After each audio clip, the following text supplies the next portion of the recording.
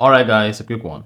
Here, I'll detail how to reset iPhone to factory default. So if at the end of this you found this offer informative, please don't forget to like and then subscribe.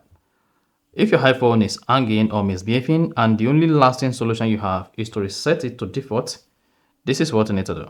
So go ahead and open the settings app, scroll down, locate and click on general. Scroll down general and click on transfer or reset iPhone. Click on erase all content and settings. Then spot that says erase this iPhone. If you want to erase your iPhone, a receipt will send out of your Apple account, remove your personal data so this iPhone can be traded in or give away. So this is activation lock. Click on activation lock to see more information about it. Now click on continue. Then spot that says, are you sure you want to erase all media content and settings? This cannot be undone.